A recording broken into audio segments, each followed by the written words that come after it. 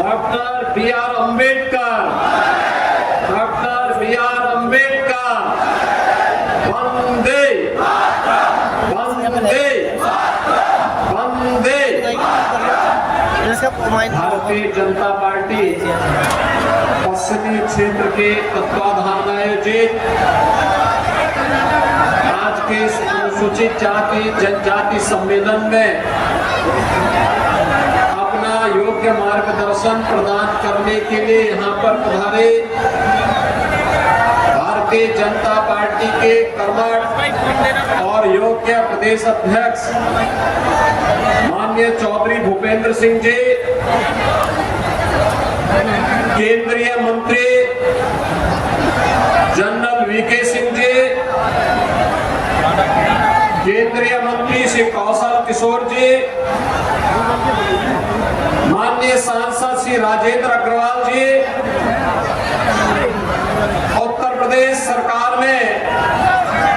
मेरे सहयोगी मंत्रीगण श्री असीम अरुण जी, श्रीमती गुलाब देवी जी, श्री दिनेश खटीक जी, लोकप्रिय विधायक माननीय सांसद श्रीमती कांता करदम जी, कपिल देव अग्रवाल जी, सुभाष यदुवंश जी, ब्रज बहादुर जी, डॉक्टर भोला सिंह जी, विजय आरतिया जी, भारतीय जनता पार्टी के क्षेत्रीय अध्यक्ष श्री सत्येंद्र सिसोदिया जी, आज के इस कार्यक्रम में उपस्थित भारतीय जनता पार्टी के सभी पदाधिकारीगण, सभी माननीय जनप्रतिनिधिगण और भारी संख्या में बाबा साहब डॉक्टर भीमराव अंबेडकर जी की मिशन के लिए समर्पित पश्चिमी क्षेत्र से जुड़े हुए मेरे सभी उपस्थित भाइयों बहनों, आज शारदीय नवरात्रि का तृतीय तिथि है। इस अवसर पर आप सभी का मैं हृदय से अभिनंदन करता हूं, स्वागत करता हूं। भाइयों बहनों, भारत की व्यवस्था सदैव से सर्वे भवन्तु सुखिनः सर्वे सन्तु निरामया, जिसको प्रधानमंत्री मोदी जी ने सबका साथ सबके विकास के भाव के साथ जोड़ा है, इस पर आधारित रहा है। आप याद करिए, कौन सा ऐसा कालखंड था जब आज के हमारे अनुसूचित जाति में कहे जाने वाले बंधुओं ने, महापुरुषों ने समाज का मार्गदर्शन न किया हो। याद करिए, जब भगवान राम से साक्षात्कार कराना था तो महर्षि वाल्मीकि ने रामायण जैसा ग्रंथ हम सबको दिया। याद करिए, जब दुनिया के अंदर अंधकार था तब इस बात का उद्घोष करने वाले कि धर्म, अर्थ, काम और मोक्ष, इन चारों मानवीय पुरुषार्थों से जुड़ा हुआ जो कुछ भी है वह मेरे इस ग्रंथ में है। जो इस ग्रंथ में नहीं, अन्यत्र कहीं नहीं। भगवान वेद व्यास ने इसी तरह से उद्घोष किया था, महाभारत जैसा महाकाव्य रच करके। और याद करिए, मध्यकाल में याद करिए, मन चंगा तो कठौती में गंगा का उद्घोष करने वाले संत रविदास जी को भी इसी समाज ने आगे बढ़ा करके भक्ति का एक ऐसा संदेश दिया जो आज भी हम सब के लिए प्रेरणा बना हुआ है। देश आजाद होना था, आजाद भारत में कैसी व्यवस्था चाहिए,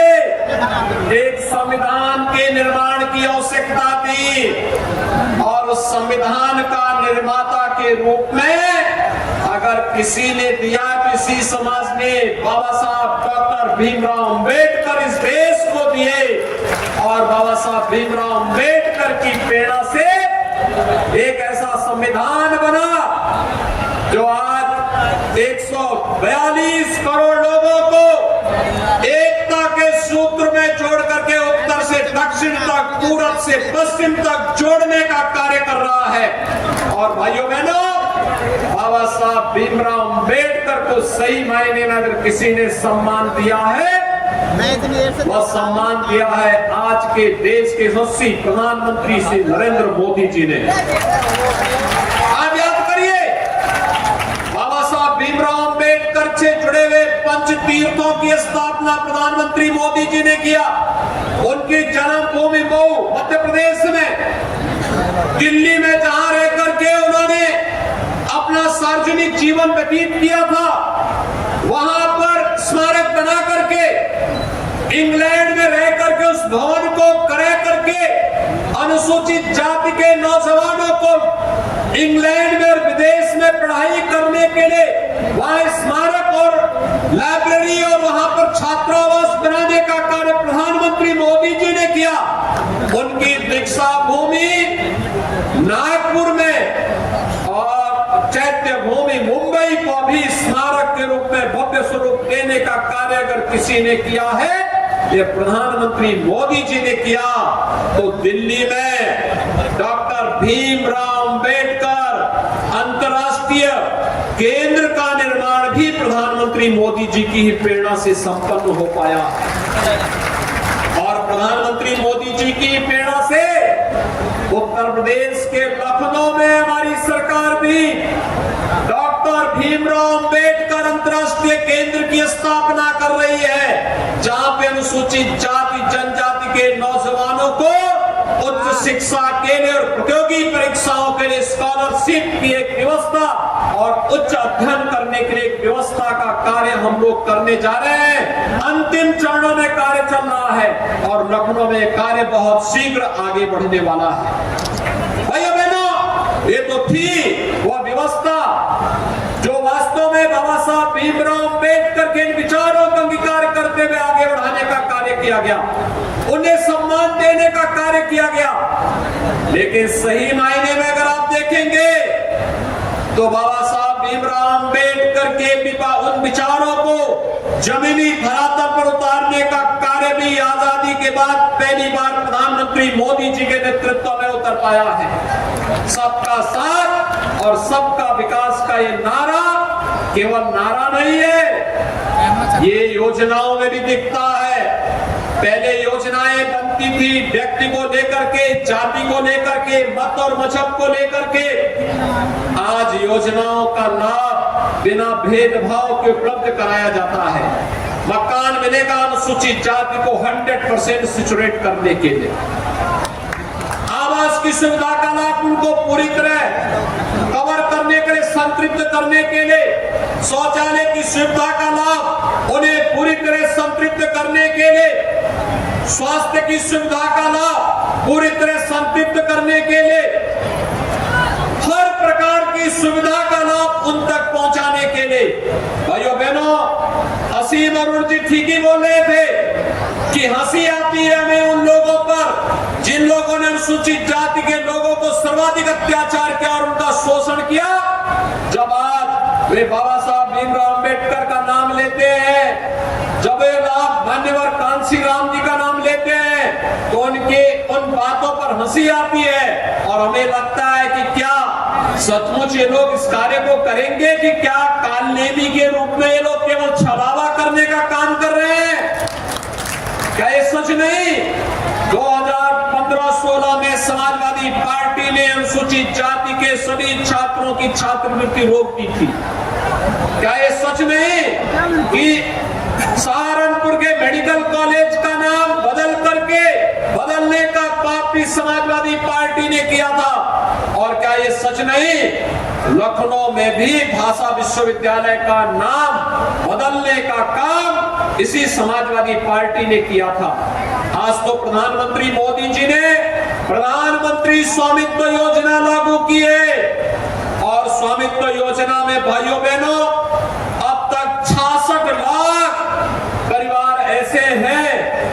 उनको जहां पर उनका मकान है वहीं पर उनको पट्टा भी हो गया, वह जमीन उन्हीं के नाम पर करने की कार्रवाई को आगे बढ़ा दिया गया है। और आज मैं फिर आपको इस मंच से घोषणा करने के लिए आया हूं, हमारी सरकार इस बात के लिए पूरी प्रतिबद्ध है, जहां पर अनुसूचित जाति जनजाति से जुड़ा हुआ कोई व्यक्ति निवास कर रहा है, अगर आरक्षित श्रेणी की वो भूमि नहीं है तो उसको वहीं पे मकान बनाने का पट्टा उस जमीन का उसको उपलब्ध करवाने की कार्रवाई डबल इंजन की सरकार करेगी। आपके द्वारा चुनी गई ये सरकार कर रही है और करेगी। आरक्षित श्रेणी की भूमि होगी तो वहां पर फिर अतिरिक्त भूमि उनको दे करके उनके पुनर्वास की प्रॉपर व्यवस्था होगी। लेकिन अनुसूचित जाति जनजाति से जुड़े हुए किसी भी गरीब और वंचित को उजाड़ने का कार्य कोई भी प्रशासन और कोई भी शासन नहीं कर पाएगा। इसके लिए डबल इंजन की सरकार आपके साथ खड़ी है। भाइयों बहनों, सरकार आपको इस बात के लिए भी आश्वस्त करने के लिए आई है, चाहे वह शौचालय की सुविधा का लाभ हो, चाहे वह मकान दिलाने की सुविधा का लाभ हो, चाहे वह अनुसूचित जाति जनजाति से जुड़े हुए छात्रों के छात्रावास के रखरखाव की व्यवस्था का कार्य हो, और चाहे उनको प्रतियोगी परीक्षाओं की तैयारी करने के लिए अभ्युदय कोचिंग जैसी व्यवस्था के माध्यम से प्रशासनिक व्यवस्था का हिस्सा बनाने का कार्य हो। प्राथमिकता के आधार पर सरकार इस कार्यक्रम को आगे बढ़ाने का कार्य करेगी। भाइयों बहनों, मैं तो आपसे इस बारे में कह सकता हूं, जब विपत्ति आती है संकट के समय ही अपने हित मित्र याद आते हैं, और सही मित्र ढूंढना हो जो आपके संकट के समय खड़ा हो, वही आपका सच्चा हितैषी है।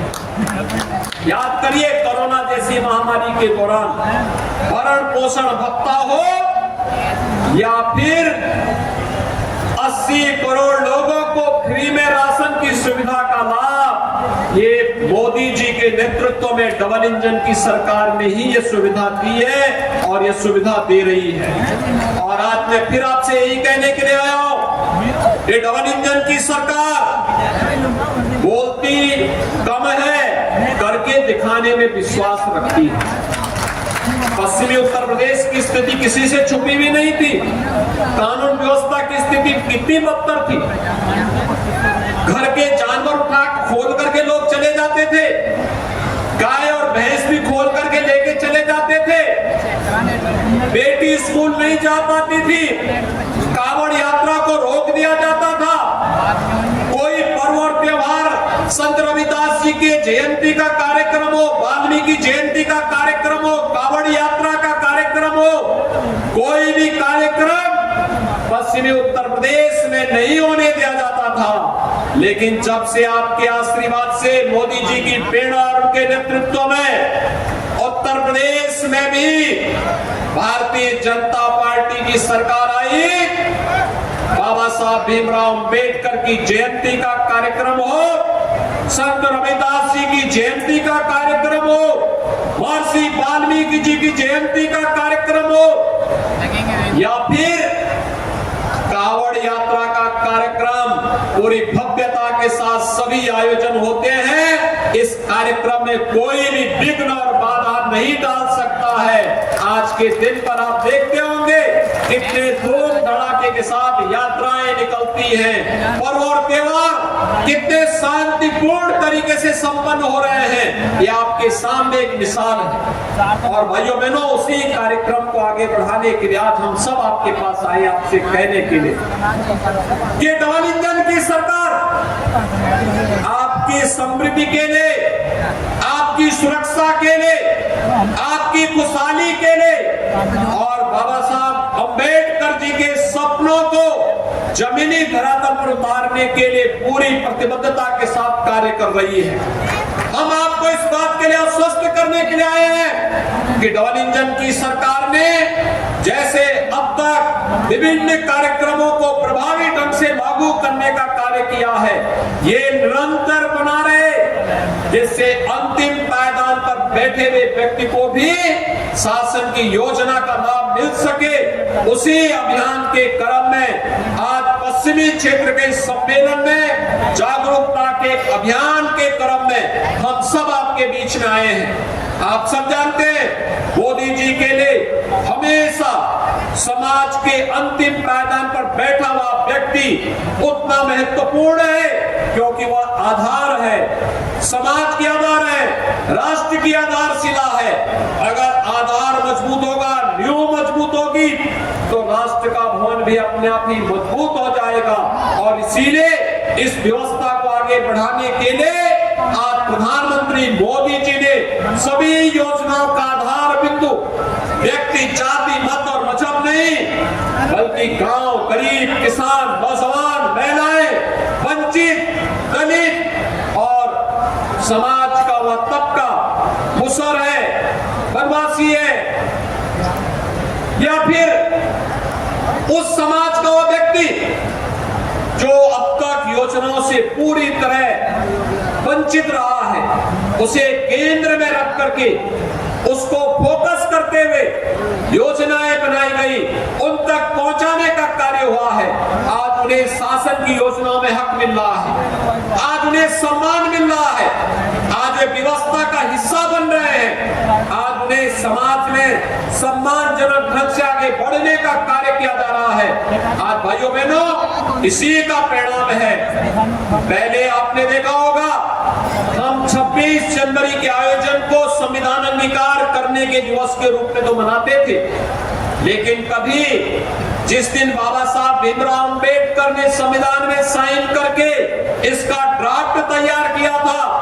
और निर्माण का कार्य पूरा किया था, 26 नवंबर की वो तिथि कभी किसी ने स्मरण नहीं किया। प्रधानमंत्री जी ने कहा कि 26 नवंबर की तिथि भी बाबा साहब भीमराव अंबेडकर के प्रति समर्पण का भाव के लिए होना चाहिए, और संविधान दिवस के दिन 26 नवंबर की तिथि याद की जाती है। ये परंपराएं अनवरत चलती रहे। इसी बात को लेकर के आज भारतीय जनता पार्टी आपके द्वार पर आई है, आपका आह्वान करने के लिए आई है कि आप सब भी इसी तत्परता के साथ, इसी मिशन के साथ, मजबूती के साथ जुड़ करके इस अभियान को हर व्यक्ति तक पहुंचाने के लिए पूरी प्रतिबद्धता के साथ कार्य करेंगे। इस विश्वास के साथ आज मैं यहाँ पर प्रदेश के अध्यक्ष अपने श्री रामचंद्र कनौजिया जी को, जिन्होंने इस सम्मेलन के लिए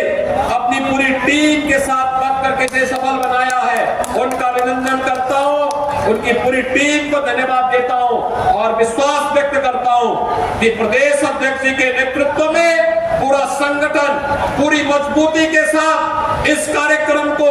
पूरी मजबूती के साथ कार्य करेंगे। और यहाँ के हमारे जनपद के अध्यक्ष श्री नरेश तोमर नवनियुक्त अध्यक्ष है, लेकिन उन्होंने यहाँ पर पूरी व्यवस्था में किसी को कोई दिक्कत न हो, पूरी मजबूती के साथ लग करके इस कार्यक्रम को आगे बढ़ाया है। उन सब का मैं हृदय से अभिनंदन करते हुए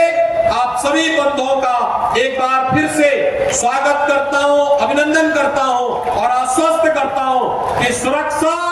सम्मान और आपके स्वावलंबन के लिए डबल इंजन की सरकार पूरी प्रतिबद्धता के साथ कार्य करेगी। जय हिंद, जय जय श्री राम, जय जय श्री राम। अभिभूत है, आभारी है, कृतज्ञ है माननीय, आपके ऊर्जावान संबोधन से एक सकारात्मक ऊर्जा का संचार हो गया है। धन्यवाद ज्ञापन के लिए प्रदेश अध्यक्ष अनुसूचित मोर्चा श्री रामचंद्र कनौजिया जी से निवेदन कर रही हूँ। बहुत बहुत धन्यवाद। मैं इस अनुसूचित वर्ग सम्मेलन में आप सबका स्वागत अभिनंदन करता हूँ, आभार व्यक्त करता हूँ आदरणीय